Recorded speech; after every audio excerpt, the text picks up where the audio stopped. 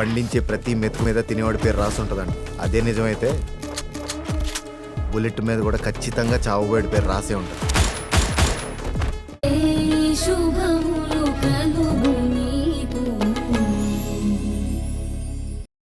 Your honour, మన జ్యోతి గారు తన అద్భుతమైన తెలివితేటలతో ముద్దాయి సునయన అసలు నేరస్తురాలే కాదని, ఆమెను పూర్తిగా నిర్దోషిగా నిర్ధారించమని కిందటి సెషన్లో వినిపించారు.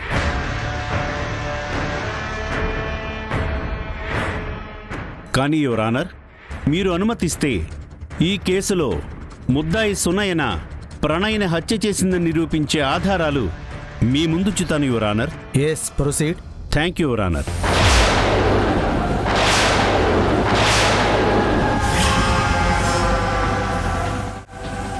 ఎస్ఐ గారు, మీకు దొరికిన ఎవిడెన్స్ ఇవ్వండి.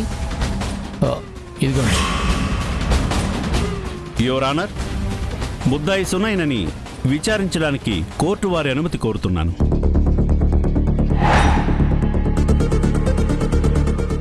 ఇదేంటో గుర్తుపట్టావమ్మా? ఇదే చెప్తావని తెలుసు. దొంగని దొంగ అని నిరూపించే సాక్ష్యాలు చూసి దొంగ ఒప్పుకుంటాడా అవి తనవే అని?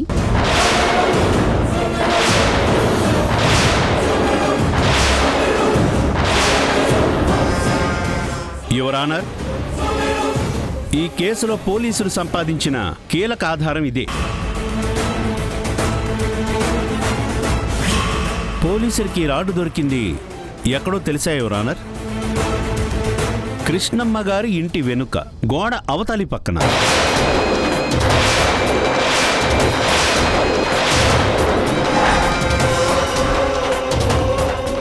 Objection your honour. తెలుసండి.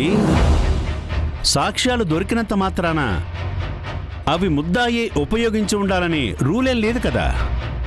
తెలుసు. కానీ ఈ రాడ్డు మీద ముద్దాయి ఫింగర్ ప్రింట్స్ ఉన్నట్టుగా ఫోరెన్సిక్ రిపోర్ట్.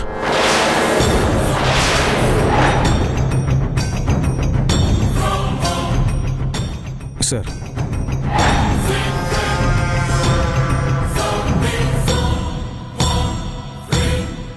యువర్ ఆనర్, హత్య చేసింది సునయనే అని ప్రూవ్ అయింది.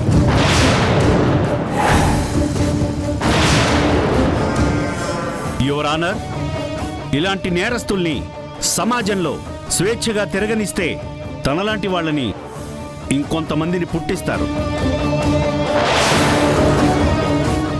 వీళ్ళకి ఈ సొసైటీలో చోటు ఉండకూడదు యువర్ ఆనర్. దయచేసి ఈ ముద్దాయి సునయనని కఠినాతి కఠినంగా శిక్షించాలని, అవసరమైతే ఉరి శిక్ష విధించైనా సరే ఈ సమాజాన్ని కాపాడమని నేను కోరుకుంటున్నాను. That's all your honour.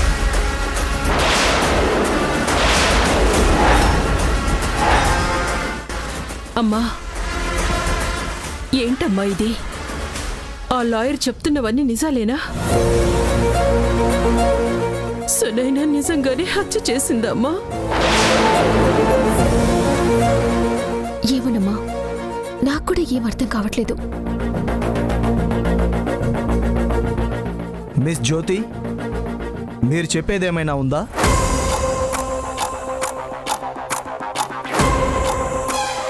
Your honour, lawyer Chandrakant గారు ఒక విషయం మర్చిపోయి నేరాన్ని సునైనా మీదకి నెట్టేస్తున్నారనిపిస్తుంది. I object your honour. Chandrakant గారు, let her finish. Your honour, నేను కింది సెషన్లో వినిపించిన వాదనల ప్రకారం సునైనా ఫోన్ ట్రయాంగులేషన్ చేసుంటే ఖచ్చితంగా ప్రణయ్ని హత్య చేసింది సునైనా కాదు అనే విషయం అర్థమైపోతుందని చెప్పాను.